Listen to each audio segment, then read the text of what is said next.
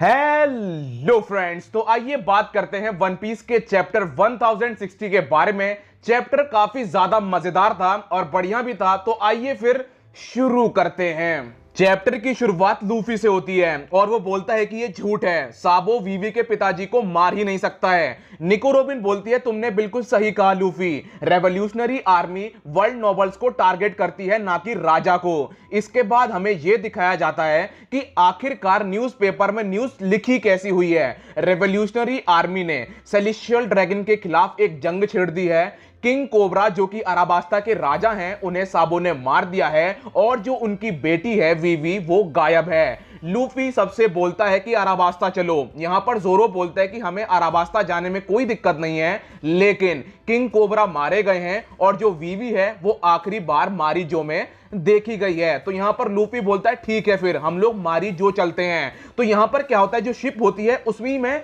कारीबाओ भी बैठा है। एक बैरल के अंदर कारीबाओ जम के बैठा हुआ है। किसी को नहीं पता है कि उसके अंदर कारीबाओ है और कारीबाओ की हालत खराब हो जाती है ये सुनकर कि ये लोग मारीजो जा रहे हैं। जोरो लूफी से बोलता है तुम पागल हो गए हो क्या, वहां जाने का मतलब यह है कि हम पूरी नेवी से पंगा ले लेंगे। लूफी बोलता है जोरो तुम्हारी दिक्कत क्या है। जोरो बोलता है मैं बस ये कहना चाह रहा हूं कि हमें नहीं पता है कि हमें कहां जाना है। इधर हमें सांजी दिखाया जाता है जो कि गम में होता है और बोल रहा होता है कि वीवी तुम कहां पर हो, प्लीज ठीक रहना। जब चॉपर को यह पता पड़ता है कि कोबरा मारे गए हैं तो चॉपर की आंखें नम हो जाती हैं और चॉपर बोलता है कि कोबरा बहुत ही अच्छे इंसान थे। इधर जो ऊसोप होता है वो बोलता है कि वो बहुत ही अच्छे राजा थे। और फिर हमें नामी दिखाई जाती है जो बोलती है कि मुझे वीवी की चिंता हो रही है और उस पर क्या बीत रही होगी इस टाइम पर। जिम्बे बोलता है कि ऐसा लग रहा है कि इस बार रिवेरी काफी उथल पुथल वाली थी। फ्रैंकी बोलता है साबो वही वाला भाई है ना जिससे हम लोग ड्रेस रोजा में मिले थे। ब्रुक बोलता है कि मुझे नहीं पता था कि जो राजा इतने अच्छे से रूल कर रहा हो, उसकी प्रजा इतनी ज्यादा उससे खुश हो, उससे भी किसी को दिक्कत हो सकती है। नामी बोलती है बस बहुत हो गया,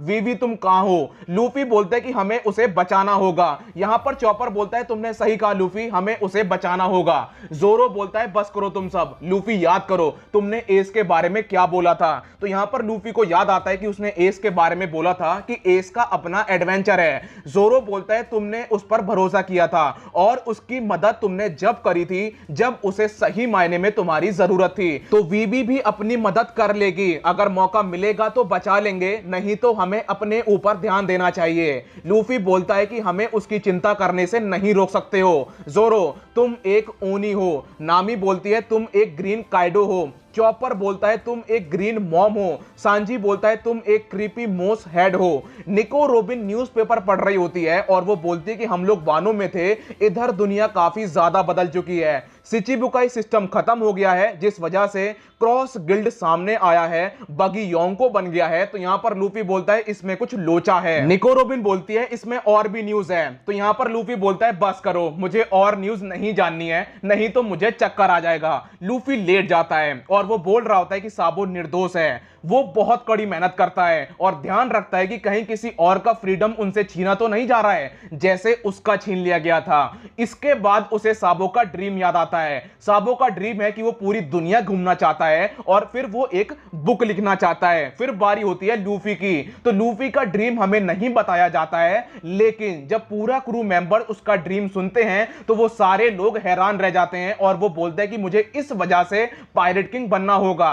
तो यहां पर ऊसो बोलता है कि जो तुम्हारा ड्रीम है उसे पूरा करना असंभव है। लूफी बोलता है कि मैं उसे पूरा कर सकता हूं अगर मैं पायरेट किंग बन जाऊं। तो यहां पर आप लोग समझ रहे हो ना कि लूफी का ड्रीम पायरेट किंग बनने का नहीं है, उसका ड्रीम कुछ और करने का है। लेकिन जो उसका ड्रीम है वो तभी पूरा हो पाएगा जब वो पायरेट किंग बन पाएगा, क्योंकि फिर उसके हाथ में एक पावर आ जाएगी और वो पावर उसके ड्रीम को पूरा कर देगी। इसके बाद लूफी बोलता है कि मैंने अपना ड्रीम किसी को नहीं बताया है, एस, साबो और शेंक्स को छोड़कर, और अब मैंने ये तुम्हें बताया है और जब मेरा ड्रीम पूरा हो जाएगा तो मेरा मिशन भी कंप्लीट हो जाएगा। जिम्बे बोलता है ये क्रू मैंने अपनी मर्जी से ज्वाइन किया है, लेकिन ऐसा लगता है जैसे मैंने खतरनाक कैप्टन को ज्वाइन कर लिया है। चॉपर बोलता है लूफी तुम्हारा ड्रीम कमाल का है। नामी बोलती है तुम्हारा ड्रीम बहुत ही अच्छा है। इसके बाद फ्रैंकी बोलता है कि अगर लूफी हमें तुम्हारा ड्रीम पूरा करना है तो हमें लास्ट पॉनीग्लिफ ढूंढनी पड़ेगी।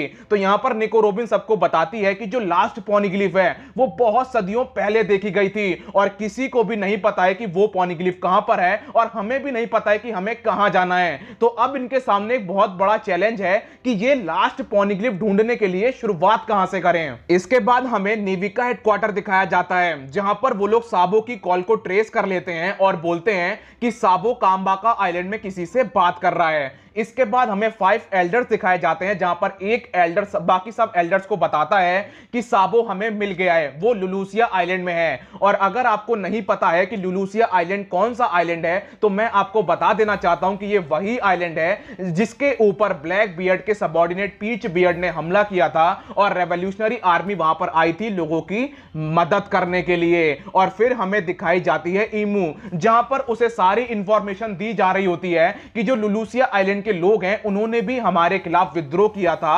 और फिर हमें दिखाए जाते हैं 5 एल्डर्स जो कि बोलते हैं कि साबो एक अनलक्की इंसान है। इधर काम्बाका आइलैंड में जैसे ही सब लोग साबो की आवाज सुनते हैं तो वो सारे लोग खुश हो जाते हैं और फिर वो ड्रैगन से बात कर रहा होता है और उन्हें बता रहा होता है कि मैंने कोबरा को नहीं मारा है और जब मैं मारी जो में था तो मैंने एक चीज देखी, जो एम्प्टी थ्रोन है वो एम्प्टी नहीं है, उसके ऊपर एक इंसान बैठा हुआ है। लेकिन साबो जब ड्रैगन को एम्प्टी थ्रोन के बारे में बता रहा होता है तो यहां पर जो मरीन होती है वो साबो का कॉल काट देती है। इसके बाद जो लुलूसिया आइलैंड होता है उसके ऊपर काले बादल छा जाते हैं। सारे लोग ये देखकर हैरान रह जाते हैं कि अभी तक मौसम बढ़िया था, एकदम से ऐसा मौसम कैसे हो गया।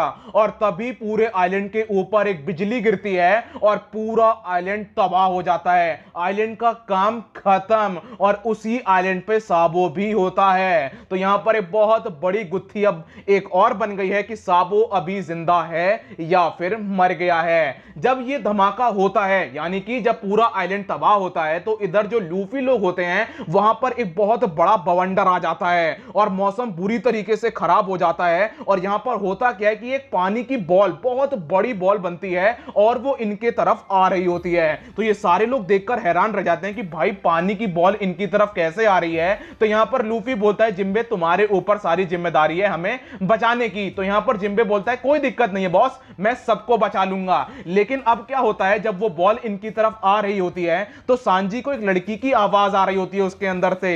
तो यहां पर जो जोरो होता है वो इथोरियो का इस्तेमाल करता है, इथोरियो बर्ड डांस नाम की टेक्निक का इस्तेमाल करता है और वो उस बॉल को, पानी की बॉल को काट देता है और उसके अंदर से एक लड़की बाहर निकलती है और वो लड़की होती है ज्वेलरी बोने। और यहां पर हमें ज्वेलरी बोने की बाउंटी भी बताई जाती है, उसकी बाउंटी है 320 मिलियन बेरीज। मेरे ख्याल से सबसे कम बाउंटी अगर वर्स्ट जनरेशन में किसी की है तो वो है ज्वेलरी बोने की।